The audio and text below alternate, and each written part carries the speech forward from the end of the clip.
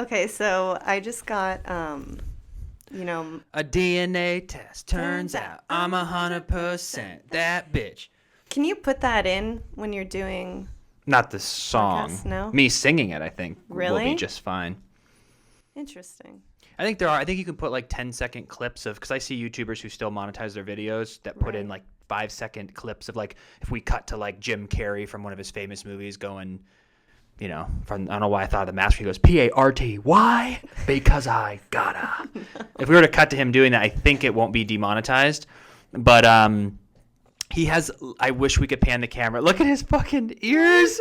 Oh my I God. need a photo. I need a video, please. Hurry up, babe. Oh, you missed it. Oh, no. Hey, Benji. Benji. Oh, I got it right here. Do you have it? Benjamin, look at Mama. I have to put this in. Oh my God. What is that? If you're listening to this on just the audio, you have to go to YouTube and look at the video.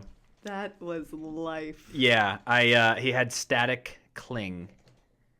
I remember growing up, we used to go to these museums, and you could put your finger Oh, yeah. ball that would make your hair just go. Whatever happened to them? I don't know. There's more things to entertain us these days than Hey, that maybe was they're really still cool. there though. I'm sure that museum's still there. I wonder is Oh, yeah. you know. Yeah, I mean, there's a lot of cool stuff. I'm just saying, like with the, I just don't know if kids are that enthused with lava lamps and those balls these days. I love lava lamps. I would love to still have one. Do you think they still have them? Yeah. No headphones today? Oh, yeah, maybe that's why I can't hear myself. Because my volume, sorry for everyone if I was hurting your ears. You're probably Yeah. screaming. Oh, I was. Way better. Yeah, sorry, everyone. Sorry, I didn't kid. realize that I was talking that loud. But to get back to my point real quick, because I can't remember if I even finished it, Benji was rubbing his head on our chairs, and his entire head got the static. But Cute. Alyssa did you take a video? I did, yeah. Okay, so I'll edit that into the video portion of this. So if you happen to be listening and you want to see Benji with his hair all over the place, go Precious. check it out on YouTube. So how are you feeling being back in Studio City? It's been what, like 2 months? Yeah, I mean, because we moved in, a couple days before September 1st, maybe? I think so, yeah. And now we're almost approaching November 1st, so I'd say about 2 months. I just feel like so at home, and being able to get to work and get home in like 8 minutes makes a huge difference compared to the 20 minutes that it used to take, and then 45 to get home. Yeah. That really changes the course of your week, because when you work like I did this week almost every day, if you have to add that commute, True. that's an hour, every time. So hats off to those of you who commute 30 minutes to an hour there and back every single day, because it's draining. Of course.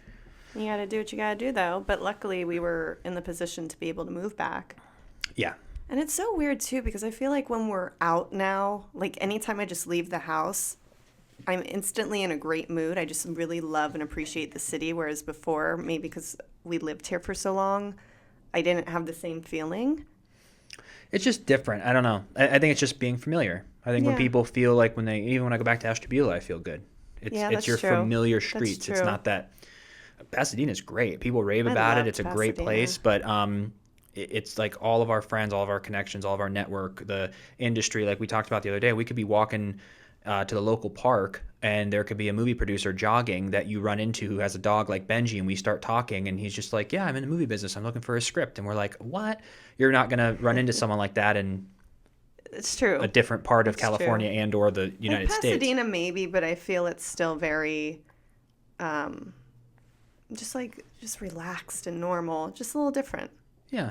Yeah. So to answer your question, it feels really, really, really good to be back. And, I'm looking forward to the first time in like 4 years of having a chunk of time off of work just to see creatively when our full-time job becomes content creation. Yes. What you would do. Because I think even when people are on a 10-day vacation, you do things you normally wouldn't.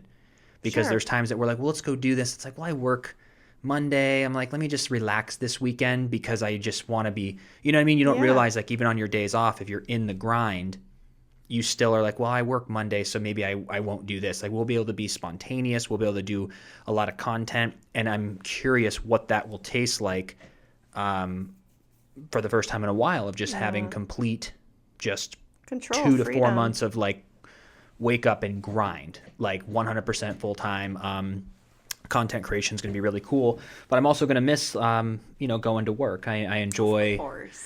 the stories, but for all the audience, for anyone who's a Days fan out there, the audience won't miss a beat because You're stuck in my head. we film ahead of time, so you won't know any difference. Right. By the viewers. But how about yourself? What are you excited about being back, and what do you think these 4 months of? Because you will never get a break from me. I love that though. No, it's really nice because we love working together. We have so much fun with content creation, and even this week you've worked every day so far, and it's hard for me to schedule stuff for us to shoot or whatever it might be, edit, go somewhere, whatever we're trying to get done. It's hard for me to always do that around your schedule because we have real life as well and other things we have to do. So I'm very excited for that. As far as being back in Studio City, I love it. Being a girl, it's always kind of a pain when you first move back because you get your hair done, your nails done, and you usually will switch to different people. So when you move back, you got to kind of figure out, oh, now I'm going to have these new people that I'm going to go to for, say, eyebrows, whatever it is, nails, all the girly stuff. Even though we had to get a new vet, we had to get a new groomer. Go to a new grocery store. Learn those aisles. Yeah, but it was so crazy because I went back to my old eyebrow lady in Studio City, and I hadn't seen her in 2 years, and she is the sweetest, kindest, just most beautiful human, like inside and out. And when I had left her last, she was dating this guy. They had just moved in together, and something when I went in, I go, I just don't think they're going to be together anymore. And so I sat down, we got to talking. She was asking me what's going on with me. And I was like, yeah, I got engaged last year. And she was like, oh my goodness, me too. And I was like, well, last time I saw you, you just moved in with, your boyfriend. She goes, yes, that was him. She's like, I got engaged. She goes, but we're not engaged anymore. And I was like, oh my gosh, you have to tell me what happened. And she's like, he's a really amazing guy. She's like, that was probably the hardest part of it because they got along so well, just a really good human. And apparently they went on this huge traveling trip during the summer, and they were in Bali, and it was on the last day. Everything was so dreamy, so perfect. He proposed, and the second he proposed, they were like happy. She's like, but I just kind of felt something was not right, not completely right. And she goes, in the next minute we went inside to the hotel room and we're sitting there in paradise, and he's like, well, let's post this on Instagram now. And so they're just sitting there moments after getting engaged, and, he just wanted to see the likes and the comments and getting it up on Instagram. And I'm like, my goodness, how crazy is that in this day and age, that's what it is now. Like, obviously, when we got engaged, we celebrated the moment. We were with our family. And then after a while, we're like, well, maybe we should post it. It's natural, it's new, it's exciting. But she knew, like, right then and there, she's like, we should have been doing other stuff than like the second after you put the ring on the finger. Yeah. Don't you think? Like, what do you think about that? I mean, just from what we did, I mean, we do content like crazy because I'm all in. I love it. I enjoy it. But we had someone film it. Our buddy Brian, shout out Brian. And, but yeah, we just posted like the one pic, but we didn't get into the heavy content of it till weeks later. So I think it's just a combination of getting all the moments, but also being able to enjoy those moments as well. Yeah. It's just a balance. Like, everything's a balance. Everything in life. There's the pros and the cons, or the weight that you have to balance it out. And, but I also think like someone like myself, but because of content, it gets me out of my shell more. There's a lot of things that I go, oh, I don't really want to do that. And then you'll say, yeah, but when we get this video or we're able to do this, I'm like, oh, wait a minute. So it didn't just become me going somewhere for leisure. It became, oh, I'm not only going to go and get exercise, leisure, enjoy this beautiful view, but all the content we're going to get is going to be able to help us grow our brand, reach more of an audience, continue to build our podcast and build our platforms, provide amazing content to our loyal listeners and followers. So it adds something like this to me, has helped me get out of the house and go do things. And especially with the 4 months coming off, we talked about all the stuff we're going to do. It's endless because we live in LA.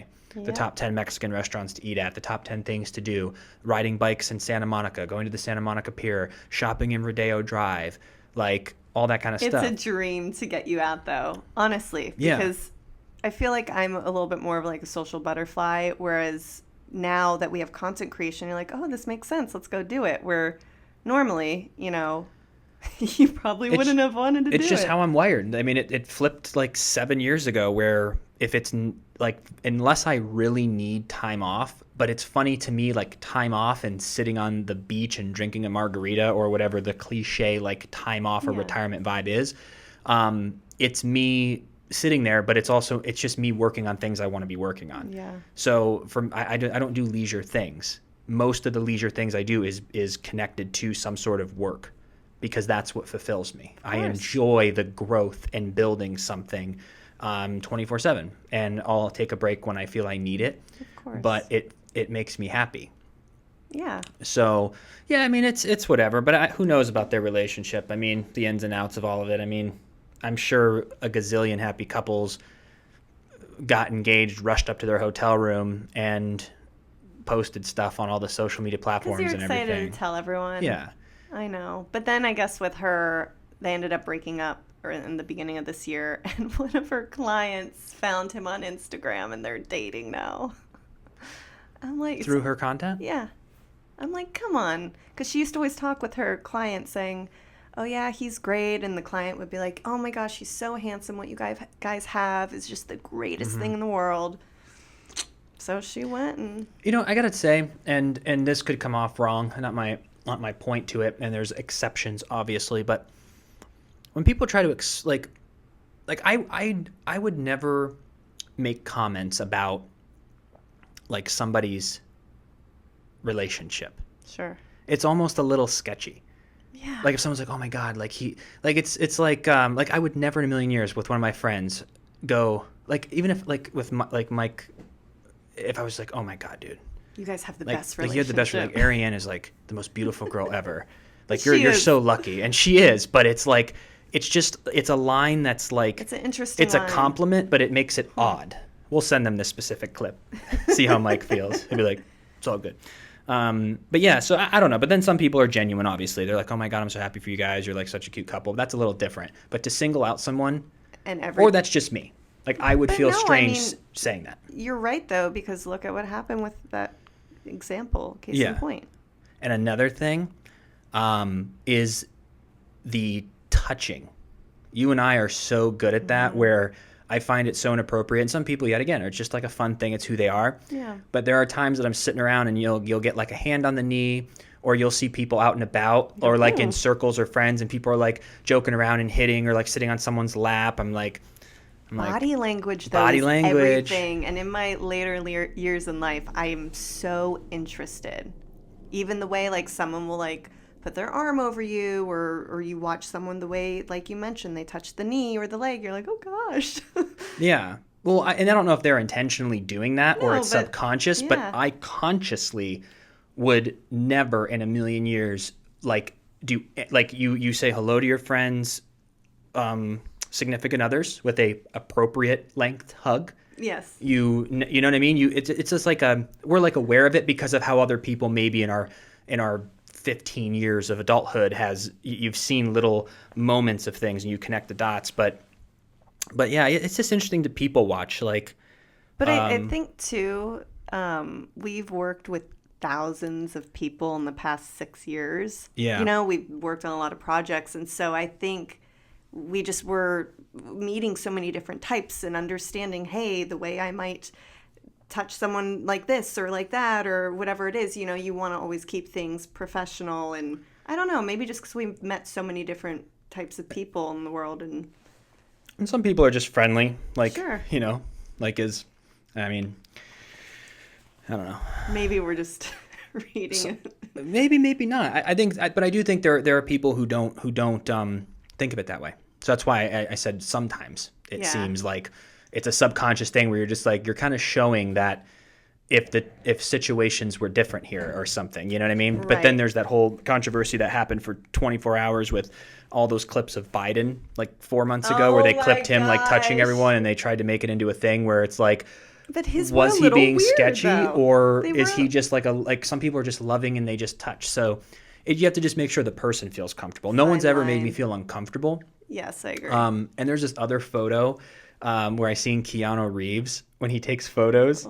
He'll never touch the girls in the pictures he's taken with his fans. His arms are behind them, but he's not touching their hips or their bodies. Really? There's a bunch of photos of him where he will not put his hand on them. Why? Because it's probably, yet again, you just don't want to, give a yourself. mixed signal. You don't want to get sued. You don't want to, like, that's all it takes is, like, look where his hand is close to my boob or whatever it may be.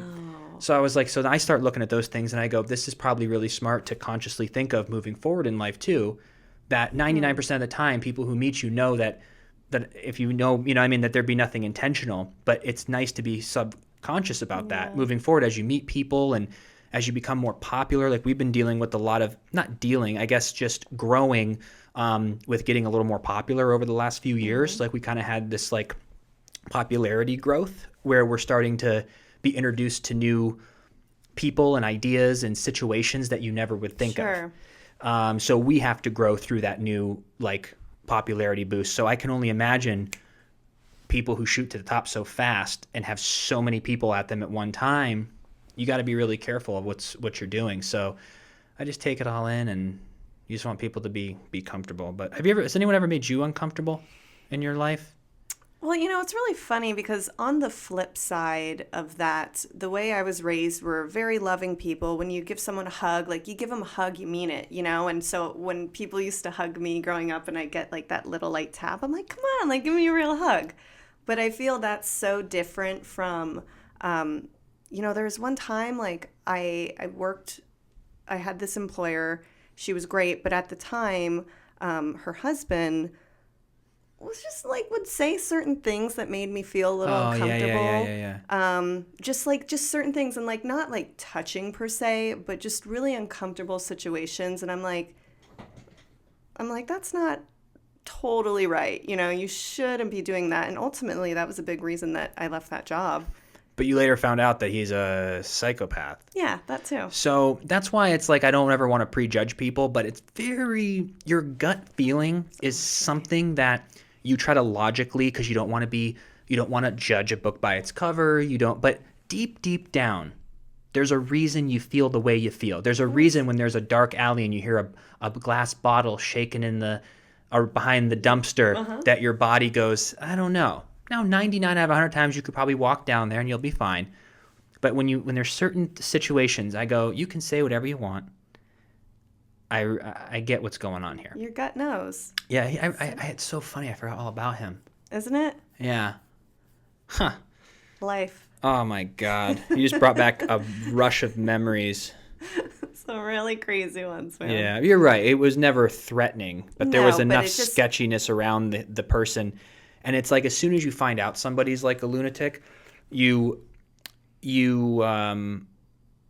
all the little things that you ever felt in your gut over the time, or someone's getting cheated on and they find out, the 17 little things that they knew, the little thing here that felt off, all comes flooding back. When Lisa stole that money, as soon as I found out for sure, every single odd little 15-second window of me saying, this feels funny, I don't know why, all came flooding back. Yeah.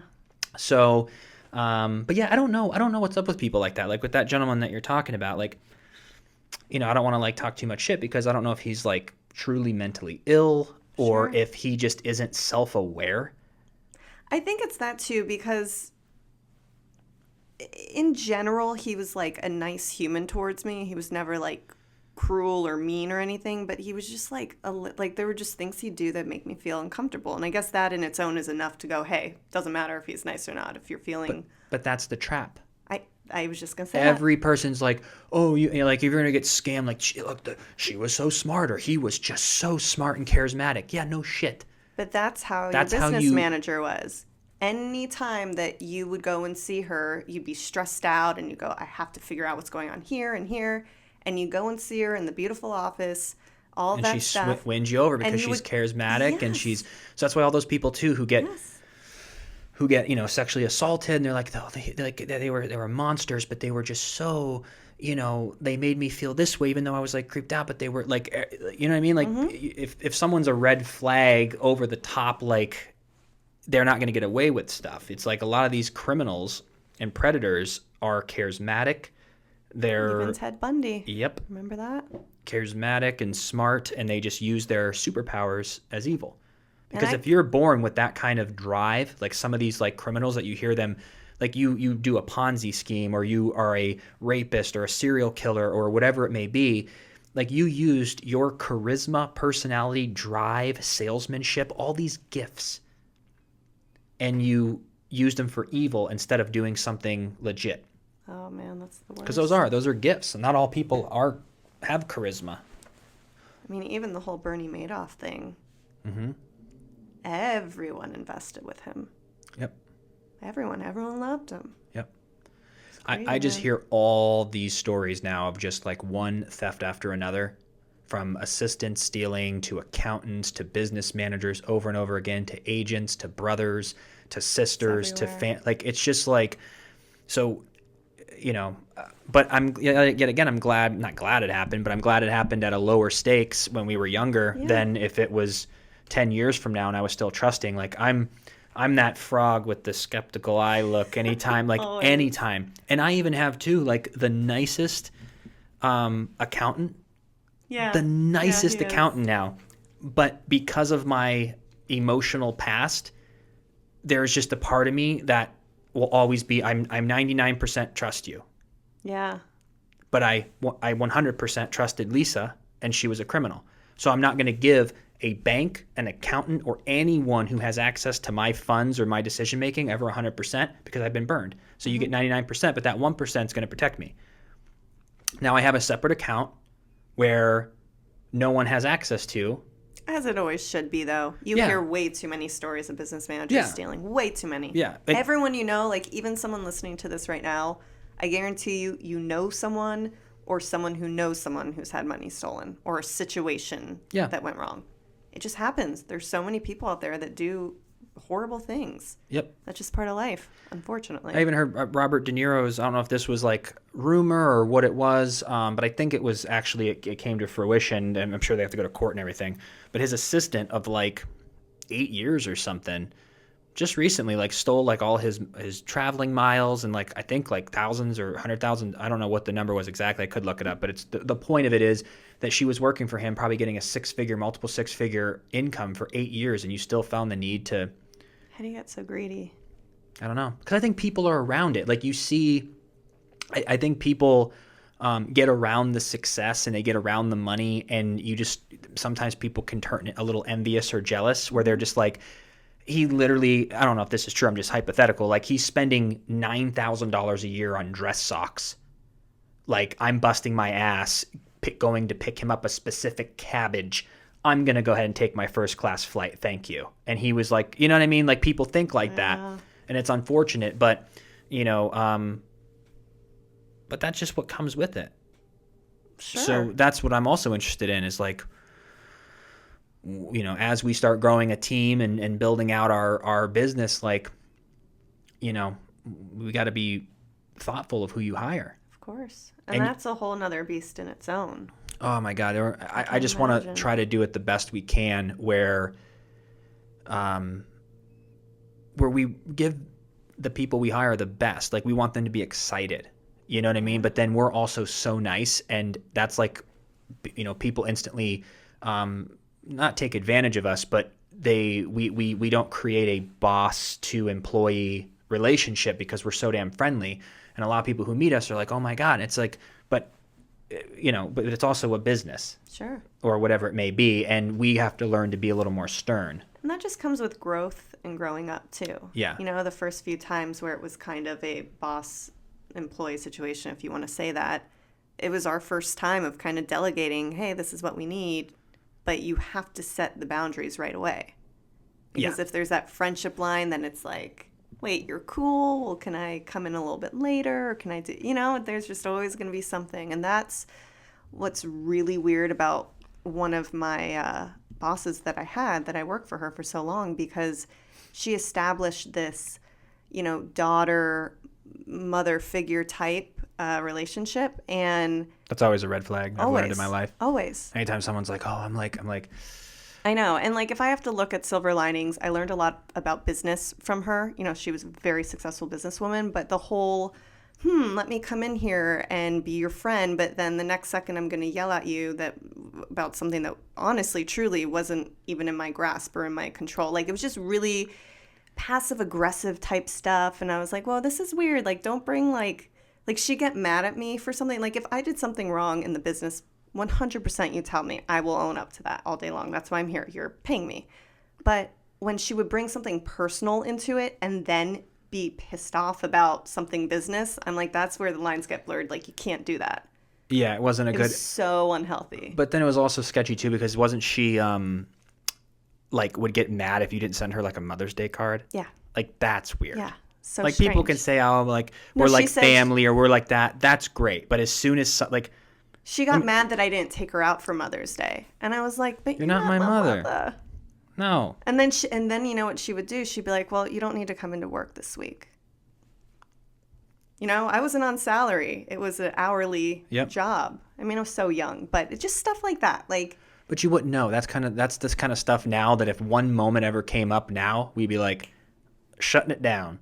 Yeah. Because we've grown. We just don't know. And there's still things today. I'm like, I'm so knowledgeable. I'm learning. I have experience. And then there's still shit that comes our way that I go, are you kidding me? Yeah. How is this possible? And then we learn another lesson of like managing people.